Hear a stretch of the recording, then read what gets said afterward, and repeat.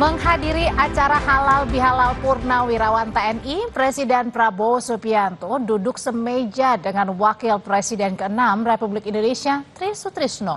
Tri Sutrisno, saudara, merupakan salah satu Purnawirawan TNI yang mendukung usulan pemakzulan Wakil Presiden Gibran Rakabuming Raka. Presiden Prabowo Subianto Selasa sore menghadiri acara halal bihalal Purnawirawan TNI. Presiden Prabowo duduk semeja dengan Wakil Presiden ke-6 RI, Tri Sutrisno. Prabowo juga sempat memberi hormat ke Tri Sutrisno dan sesepuh TNI lainnya sebelum menuju podium untuk berpidato. Tri Sutrisno merupakan salah satu purnawirawan TNI yang mendukung usulan pemakzulan Wakil Presiden Gibran Rakabuming Raka. Prabowo sendiri dalam pertemuan dengan para purnawirawan TNI kemarin sama sekali tidak menyinggung soal Gibran. Direktur Eksekutif Lingkar Madani, Ray Rangkuti menilai momen Prabowo duduk semeja dengan Tri Sutrisno merupakan bentuk penghormatan terhadap seniornya. Namun Ray juga melihat momen itu sebagai sinyal politik. Prabowo belum menolak aspirasi kelompok purnawirawan yang mengusulkan pemakzulan Wakil Presiden Gibran. Tentu saja dudukan antara Pak Prabowo dengan Pak Tri yang bersamping-sampingan itu bisa dimaknai sebagai senior junior, tapi bisa dimaknai dalam bentuk yang saya sebutkan tadi itu, posisinya Pak Prabowo ini masih 50-50 gitu. Sebab kalau misalnya ya secara politik gitu ada keinginan untuk menolak ya permintaan dari para purnawirawan itu, mungkin akan ada settingannya bagaimana agar kelihatan Pak Prabowo tidak berdampingan langsung dengan Pak Prabowo gitu. Atau misalnya Pak Tri Sutrisno gitu. Atau misalnya kalau betul ada keberatan yang cukup di di pihaknya Pak Prabowo atas usulan, khususnya poin yang ke-8 itu yang saya sebut mungkin akan sangat menarik tuh kalau tiba-tiba misalnya Pak Prabowo mengundang serta Gibran untuk hadir di dalam acara itu gitu, sehingga kelihatan bahwa antara purnawirawan dengan Gibran itu sudah berada di dalam satu meja di mana fasilitatornya adalah presiden, dan dengan begitu mungkin isu soal pemakzulan ini akan meredup dengan sendirinya gitu. Sementara Ketua Umum Solidaritas Merah Putih, Sylvester Matutina, menyatakan Prabowo ingin merangkul semua kelompok purnawirawan TNI. Sylvester menekankan para purnawirawan yang hadir di acara tersebut menolak pemakzulan Gibran. Presiden ini kan membuka ruang dan juga ingin merangkul semuanya. Beliau ingin agar semuanya bisa berkolaborasi membangun bangsa, ya kan? Walaupun purnawirawan ini tergabung dalam organisasi yang tidak resmi, yang hanya dibuat dadakan. Kalau menurut keterangan dari staf khusus Presiden, Pak Dudung, mengatakan bahwa mereka yang tergabung sekarang ini tidak menghendaki ataupun tidak bersuara untuk pemakzulan Mas Gibran. Saat Presiden Prabowo duduk semeja dengan Tri Sutrisno, Wakil Presiden Gibran Rakabuming Raka tengah melakukan kunjungan kerja di kota Sika, Nusa Tenggara Timur. Tim Liputan, Kompas TV. Bagaimana membaca momen Prabowo duduk semeja dengan Wapres ke-6 Republik Indonesia Tri Sutrisno kemarin? Kita ulas bersama Direktur Eksekutif Carta Politika Yunarto Wijaya dan Ketua Solidaritas Merah Putih Sylvester Matutina. Malam Bang Sylvester, malam Mas Toto.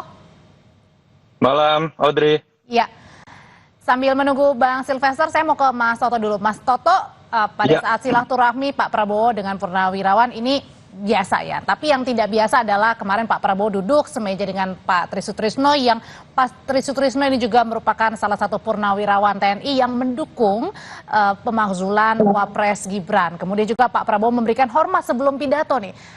Apa makna yang dibaca Mas Toto di balik pertemuan dan duduk semeja Pak Prabowo dengan Pak Tri Sutrisno, termasuk juga dengan gestur seorang Prabowo Subianto? Iya, sebetulnya ini kan halal bihalal ya, tanda kutip sesuatu yang sifatnya seremonial, tetapi memang menjadi menarik ketika dalam beberapa hari sebelumnya terjadi peristiwa yang katakanlah menjadi kontroversi lah. Ada forum purnawirawan yang misalnya meminta dalam salah satu poin politiknya terkait dengan pemakzulan Mas Gibran, dan salah satu yang tergabung dalam forum tersebut adalah Pak Tri Sutrisno. Sosok yang bisa kita katakan sangat senior dan jauh angkatan di atas Pak Prabowo, dan kemarin kemudian ikut diundang juga, Pak Prabowo kemudian memberikan hormat secara khusus. Memang ini menimbulkan multi tafsir. Kalau berbicara dari sisi kacamata yang sifatnya kontroversial, orang bisa saja menganggap bahwa ada ruang yang diberikan oleh Pak Prabowo terkait dengan aspirasi yang diberikan oleh Pak Tri. Yang kedua juga orang langsung mengkaitkan kenapa Mas Gibran tidak diundang juga. Yang ketiga, kalau kita telah lebih jauh, misalnya dalam pidato yang diberikan oleh Forum Purnawirawan tersebut, termasuk oleh Pak Prabowo, memang tidak menyebutkan nama Mas Gibran. Misalnya dukungan sepenuhnya diberikan kepada Prabowo sebagai presiden. Padahal kalimat yang biasa disebutkan adalah dukungan penuh terhadap pemerintahan Prabowo Gibran. Itu kalau kita mau melihat dari sisi kacamata yang agak kontroversial. Tapi kalau kita mau melihat lebih kepada kacamata yang sifatnya positif, dalam konteks Pak Prabowo ingin menjadi simbol rekonsiliator, mungkin saja ini upaya juga Pak Prabowo untuk kemudian meredam bahwa dengan kedatangan Pak Prabowo di acara itu memberikan penghormatan terhadap Pak Tri. Di satu sisi beliau mendengar aspirasi dari para purnawirawan, tapi di sisi lain juga beliau tentu saja memiliki sikapnya tersendiri, termasuk dengan bagaimana beliau akan mengupayakan. Tapi lebih condong kemana Mas Toto dilihatnya?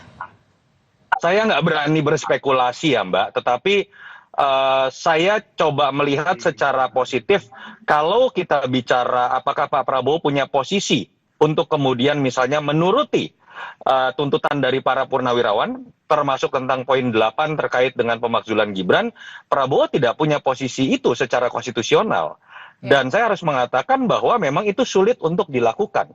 Saya punya kegelisahan yang sama terhadap purnawirawan sama dengan purnawirawan tersebut terkait dengan misalnya keputusan kontroversial MK terkait dengan misalnya pasal 169 huruf Q terkait dengan yang bisa kemudian memajukan Mas Gibran. Tapi itu saya simpan dalam konteks sebatas ketika sebelum masa kampanye. Ketika KPU sudah memutuskan itu sah dan sudah dipilih oleh masyarakat, menurut saya sulit untuk kemudian landasan mengenai kontroversi pencalonan Gibran itu dijadikan alasan untuk pemakzulan. Beda cerita kalau kemudian para purnawirawan ini bisa memberikan sebuah data-data terkait dengan landasan dari pemakzulan yang lebih konstitusional, yang terkait dengan kalau kita bicara pasal 7A, kalau nggak korupsi, penyuapan, tindakan tercela misalnya. Tapi kan kalau kita lihat, kalau didasarkan pada alasan yang kemarin, sesubjektif apapun dan setidak setuju apapun saya tentang pencalonan Mas Gibran, menurut saya permintaan pemakzulan kemarin itu tidak tepat dilakukan dalam masa sekarang tanpa disertai alasan yang kuat. Ya, Bang Silvester sudah gabung bersama kami, Bang? Sudah. Bang, kalau ini kan tafsirannya berbeda-beda begitu ya, dengan kemarin Pak Prabowo hadir di Forum Purnawirawan, di satu sisi ada juga isu soal pemakzulan Wapres Gibran. Nah, pertanyaannya kalau misalnya apakah momen kemarin ini sebenarnya untuk meredam bergulirnya isu pemakzulan Wapres Gibran, atau sebaiknya sebenarnya kemarin ini harus juga mengundang Mas Gibran bersama-sama dengan Pak Prabowo? Oh ya, kemarin kan itu forum silaturahmi ya, antara Pak Prabowo dengan semua masyarakat termasuk para purnawirawan. Jadi intinya Mas Gibran itu kebetulan lagi di NTT gitu. Jadi kebetulan Mas Gibran lagi di NTT, memang ada agenda di Kupang sama di Maumere ya yang sudah tersusun dan sudah dipersiapkan. Jadi memang saya tuh sepakat bahwa usulan pemakzulan ini sangat tidak punya poin sama sekali ya, tidak punya value buat bangsa kita, hanya mengadu domba. Jadi tidak dibangun oleh fakta-fakta hukum konstitusi kita yang ada gitu. Jadi baik Pak Prabowo dan Mas Gibran dari mulai pendaftaran Pilpres, kampanye hingga akhirnya dilantik jadi presiden dan wapres hingga sekarang 6 bulan di pemerintahan itu tidak menyalahi aturan konstitusi kita. Jadi kembali lagi, ini usulan-usulan ini menurut saya hanya intinya buat mengadu domba dan juga membuat kegaduhan di bangsa kita. Jadi kalau saya lihat bahkan ini sebenarnya kita harus waspada karena usulan pemakzulan Mas Gibran otomatis juga akan Pak Prabowo juga kena gitu loh. Jadi ini kita harus waspada, adu domba ini jangan sampai bahkan nantinya adalah pemakzulan Pak Prabowo itu sendiri gitu loh.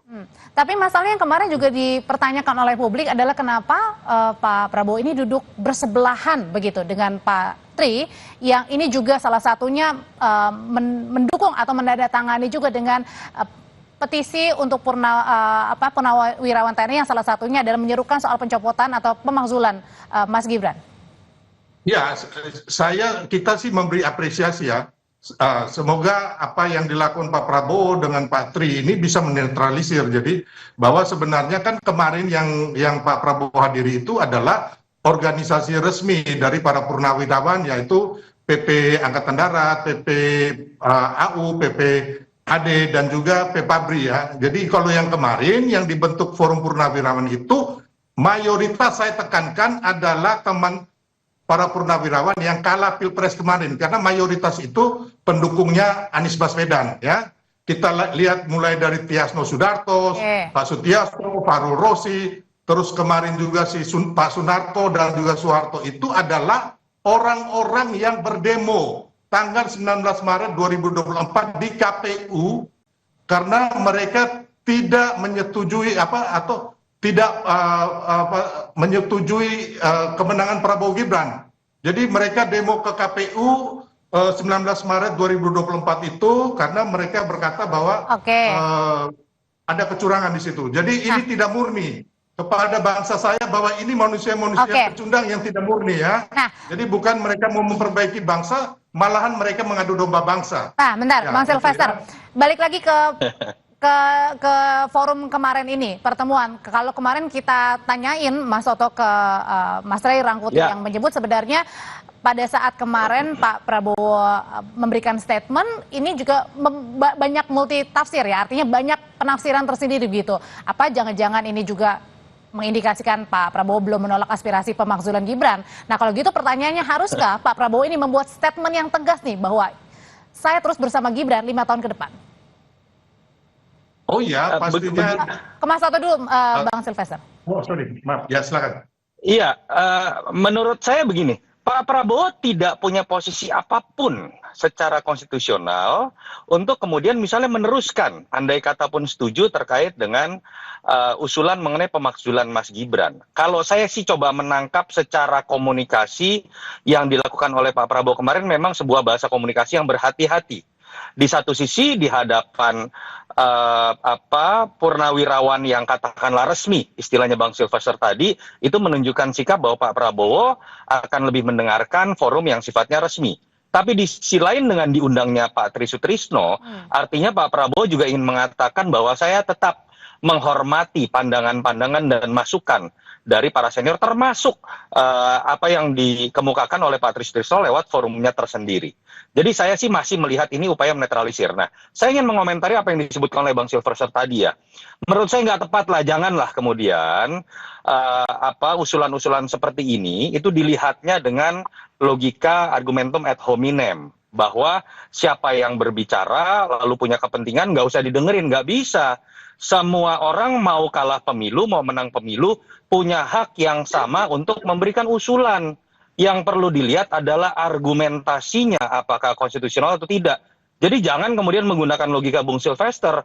Kalau logika Bung Sylvester dipakai, semua pendukungnya Ganjar sama Anies nggak boleh ngasih usulan apapun. Itu menurut saya juga logika yang salah. Tetapi saya ingin mengatakan bahwa alasan yang dikemukakan oleh forum yang mengusulkan poin ke-8 Gibran dimakzulkan itu nggak tepat kalau menggunakan argumentasi masa lalu yang sudah jelas walaupun kontroversial ya sudah kita harus terima kenyataannya. Pak Prabowo juga membuat statement yang tegas, Mas Toto, atau lebih sering ini berdua tampil bersama Mas Gibran? Nggak perlu lah, menurut saya kemudian jadi drama-drama harus sering tampil bersama-sama. Poin yang Pak Prabowo jalankan saja fungsinya, Mas Gibran jalankan saja fungsinya, sehingga keduanya itu tidak kemudian melanggar apa yang disebutkan di pasal 7 AUD 45, sehingga kemudian bisa jauh dari yang namanya pemakzulan. Saya juga tidak sepakat kalau pemakzulan didasarkan pada sebuah tekanan politik siapapun itu, mau militer ataupun sipil. Tapi ada poin penting, Audrey, yang ingin saya ingatkan. Kenapa sih keributan ini terjadi? Bukan hanya ini loh, ini kan rentetan dari isu matahari kembar, isu mengenai cawe-cawe, isu bagaimana positioning dari Pak Jokowi.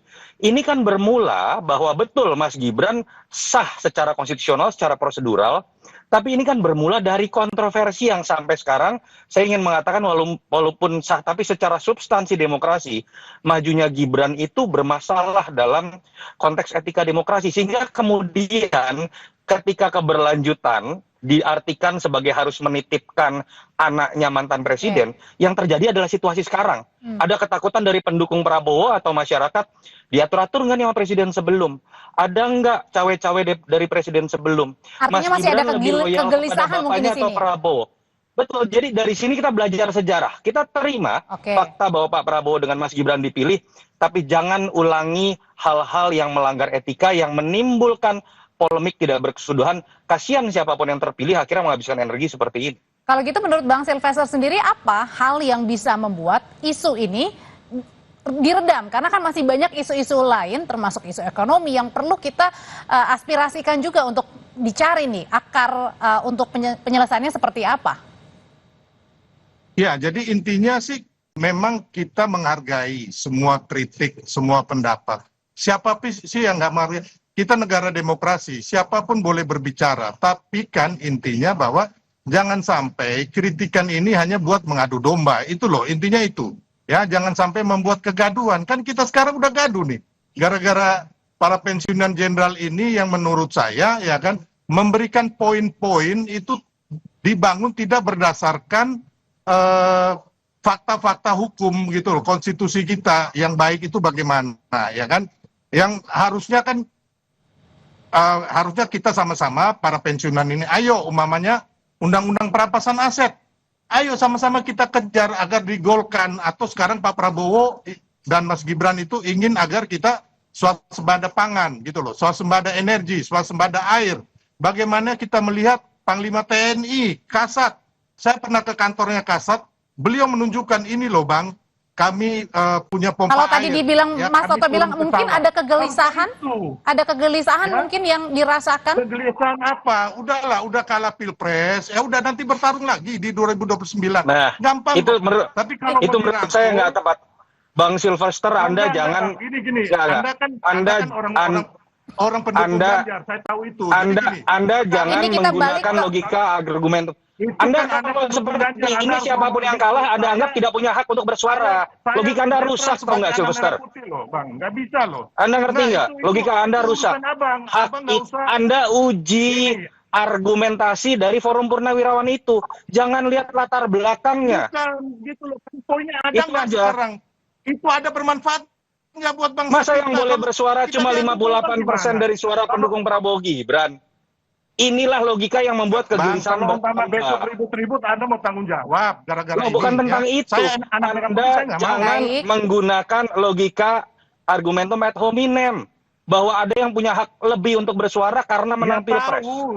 Kita punya kesamaan dalam menolak argumentasi tersebut. Pemakzulan ini salah karena tidak cukup argumentasi, tidak cukup fakta secara konstitusional. Kita sepakat tentang poin itu. Nanti dulu. Kita sepakat tentang poin itu, tapi jangan batasi hak siapapun, termasuk para purnawirawan ini, hanya karena mereka dianggap kalah pilpres. Itu saya tolak. Mas Silvester? Ya, saya hargain itu. Kalau umpama beliau ini kan juga timnya Ganjar, saya tahu pasti dia akan. Udah nggak nyambung lagi. Di sini kita undang Mas Toto sebagai pengamat, Bang Silvester. Dengan Anda berbeda, ya. Saya melihat sesuatu dalam kerangka untuk membangun bangsa. Ya kan, kalau Anda kan nggak nyambung. Ya. Itu juga. Tadi juga sudah disuarakan oleh Mas Toto bahwa tidak setuju juga dengan pemakzulan. Tapi mungkin begini, Bang Silvester, yang dimaksudkan adalah pastikan ada argumen tersendiri. Tidak mungkin seorang purnawirawan TNI tidak ada angin, tidak ada hujan, kemudian bersuara seperti ini. Pasti kan ada alasan mungkin di balik itu. Ya, alasannya kan kemarin kan mereka kembali lagi ya. Ya, mereka kemarin juga tanggal 19 Maret 2024 ke KPU itu Pak Soeharto dan Sunarto itu memprotes bahwa pilpres itu curang. Gitu loh, ada latar belakang. Jadi nggak bisa juga kita abaikan latar belakang Audrey, mereka. saya gitu boleh loh. jawab nggak, Audrey? Ya, Apa yang ya, mereka silakan. lakukan. Kalau Kecuali Sylvester ada poin-poin yang menggunakan bermanfaat buat logika bangsa, seperti kita sepakat, ini, kita rapat. Sylvester, Kita- kamu ingat nggak yang namanya tim Prabowo pun ketika kalah 2014-2019 melakukan protes ke KPU dan Bawaslu. Apakah Pak Prabowo dengan timnya kemudian pada saat itu dianggap bro. tidak punya hak bersuara? Paham, Mas. Anda nggak Pak nyambung. Prabowo, kami belum Kita ada bicara di sini, kita uji saja apakah Oke. argumentasi Purnawirawan itu kuat atau tidak secara konstitusional. Jangan Anda bawa menang atau kalah. Itu yang akan menambah kegelisahan. Pak Yunarto. Kita yang uji, terhormat, tapi ya. Anda jangan mulai dengan bahasa kalau Anda kalah Oke. Pilpres, Kalau Anda gitu, tidak boleh Bapak-bapak, bersuara. sing- Itu udah ngawur. Bapak-bapak, singkat saja. Saya mau minta pandangan dari Bang Sylvester dan juga Mas Toto. Tapi Ya, Bang Sylvester dulu. kita Kalau uji begitu, sama-sama. bagaimana caranya biar isu ini tidak semakin menjadi bola liar dan akhirnya kita kan masih punya isu-isu lain ya, isu ekonomi, Udah jadi bola liar. isu lain sebagainya. Gimana caranya ini supaya tidak ada lagi nih isu pemakzulan ini? Atau Kalau buat diredam saya gitu, simpel. Mas Toto? Kalau buat saya, ketika Pak Prabowo bekerja dengan sebagaimana mestinya, memposisikan dirinya sebagai satu-satunya pemimpin, Mas Gibran memposisikan dirinya sebagaimana mestinya secara konstitusional, itu menurut saya juga dia akan menjauhkan dirinya dari pemakzulan. Tidak usah takut dengan tekanan-tekanan politik apapun, dan tidak usah Oke. juga pendukungnya itu kemudian kebakaran jenggot, dengan kemudian memilah-milah orang yang bersuara kalah Pilpres atau menang Pilpres. Itu yang menambah kecemasan dan menambah sebuah kontroversi. Oke, intinya Kalau kerja itu ya. dijalankan dengan baik, bekerja, ya sudah. Oke. Begitu pula pendukungnya menurut saya lebih banyak berbicara mengenai kerja dari presiden dan wakil presidennya dibandingkan bernostalgia masa lalu tentang siapa yang kalah dan menang Pilpres seperti yang disampaikan oleh Bung Sylvester tadi. Bang Sylvester. Ya, jadi Mas Yunarto, jadi gini, saya pun menghargai gitu, mau kita duduk bersama, tapi poinnya dari 8 poin ini apa gitu loh. Terus